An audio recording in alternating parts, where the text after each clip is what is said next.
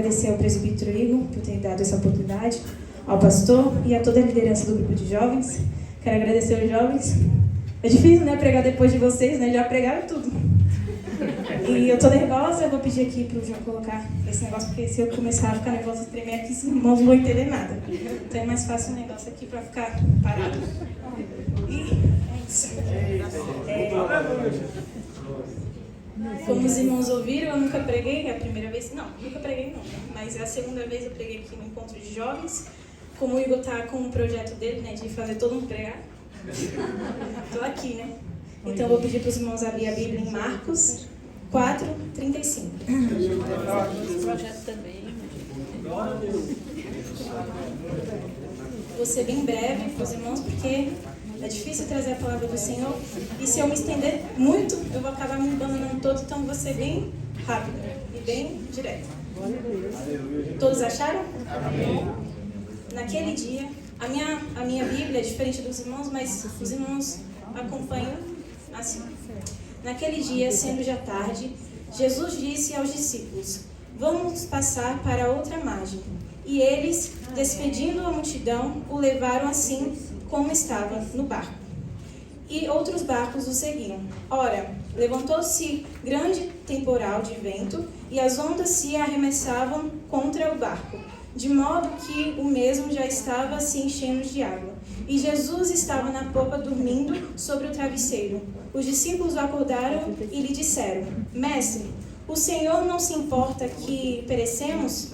E ele, despertando, respondeu ao vento e disse ao mar: acalme-se, fique quieto. O vento se aquietou e tudo ficou bem calmo. Então Jesus lhe perguntou: por que vocês são tão medrosos? Como é que ainda não tens fé? E eles, possuindo de grande temor, diziam uns aos outros: quem é este que até o vento e o mar lhe obedece? Glória a Deus, maravilhoso. Glória a Deus. De forma resumida, Jesus e os discípulos estavam indo para outro lado do mar, porque Jesus queria continuar o seu ministério em outra região e alcançar pessoas com o Evangelho. Ele havia passado o dia inteiro ensinando as multidões e, ao anoitecer, decidiu atravessar o mar da Galileia para ir à região dos Gadarenos, onde ele libertaria o homem que era possesso de legiões. Ou seja, através dessa travessia, o plano de Jesus era levar a libertação onde havia escuridão. Mesmo assim, a tempestade acabou alcançando eles no caminho. Eu quero fazer uma pergunta para os irmãos e quero que vocês respondam dentro de si mesmos. Quem aqui nunca enfrentou uma tempestade?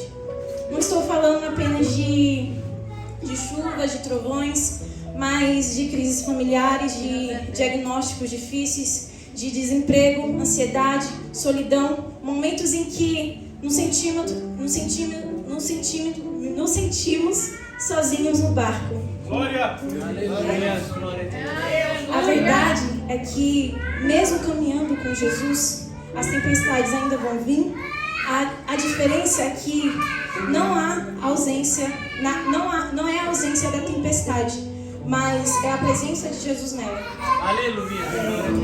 E estar com Jesus não impede que a tempestade venha em nossas vidas. Assim como a gente leu agora, né, que a tempestade conseguiu alcançar os discípulos mesmo estando com Jesus. Muitos pensam que a partir do momento que a gente aceita Jesus, a gente não vai ter prova, a gente não vai ter tempestade, a gente não vai ter tribulações, a gente não vai ter mais nada. A gente vai ter sim, a gente vai continuar tendo, e ainda pior. Só que a diferença é que a gente não vai estar sozinho. A gente vai estar com aquele que é maior de tudo, né, que é Jesus Cristo, que é o nosso Deus. E em João 16:33 diz que neste mundo vocês terão aflições. Contudo, tenham ânimo, porque eu venci. Então, essa é a promessa que Jesus nos deixou, né? Que é a promessa que Ele estará com a gente constantemente. Deus permite a tempestade porque Ele pretende revelar algo maior nas nossas vidas. Em Marcos, que a gente leu agora, no versículo 41, os discípulos dizem assim: quem é este que até o vento e o mar lhe obedece? Jesus já havia feito vários milagres, mas eles viram algo novo agora, né? Que foi a autoridade do Senhor sobre a natureza, sobre outras coisas além da vida espiritual. E na outra passagem, quero que os irmãos abrem Mateus 14. Aleluia. A gente lê Mateus 14, 28. A gente vai ler um pouquinho mais pra frente, mas eu quero deixar já aberto aqui para os irmãos. Deus poderoso. Aleluia, glória a Deus. Mateus 14, 28. Aqui é outra passagem que os discípulos, né, enfrentam outra tempestade. E Jesus havia feito vários milagres também, mas e ali, né, em Mateus 14, Jesus vem andando sobre as águas, como os irmãos já conhecem, e Pedro pede ir até ele. E vamos ler no versículo 28 de Mateus 14. Então Pedro disse: se é o Senhor mesmo, mande que eu vá até aí, andando sobre as águas. Jesus disse: venha. Mas se os irmãos continuarem lendo mais pra frente, vocês vão ver que Mateus andou, mas mesmo assim ele temeu. E eu quero perguntar para os irmãos por que ele temeu, sendo que Jesus já estava com ele. Muitas das vezes a gente sabe, como os irmãos cantaram aqui hoje à noite, todos os grupos cantaram louvores exaltando o Senhor, falando da grandeza do Senhor, e mesmo assim a gente tem as nossas tempestades, as nossas perseguições. Eu quero deixar para os irmãos uma pergunta mais uma vez: por que a gente teme, sendo que Jesus está com a gente? Mas mesmo assim, quando Pedro afundou, depois dele ter olhado para o vento, Deus nos ensinou que neste momento, apesar dele ter olhado para o vento, é na dificuldade que a fé purifica que a fé é purificada e fortalecida. Porque se a gente não passar por provação, qual seria o sentido de estarmos aqui hoje? Se não passarmos por provação, qual seria o sentido de ter Deus, né? Qual seria o sentido de Deus ter deixado aquela palavra: clame a mim que respondeste? Qual seria o sentido? Então, eu quero deixar para os irmãos que a presença de Jesus é maior que o medo. E em Marcos 4:38, a gente fez a primeira leitura, diz assim: Jesus, porém, estava na polpa dormindo sobre o travesseiro. Pode parecer que Deus está em silêncio, que Ele nunca vai nos ouvir, mas eu quero deixar bem claro para os irmãos nessa noite que Ele nunca perdeu o controle. Glória a Deus! Enquanto os discípulos se desesperavam, Jesus dormia. Isso não é um sinal de indiferença com a gente, é um sinal de soberania, que Ele está tomando conta de tudo, mesmo na tranquilidade dele.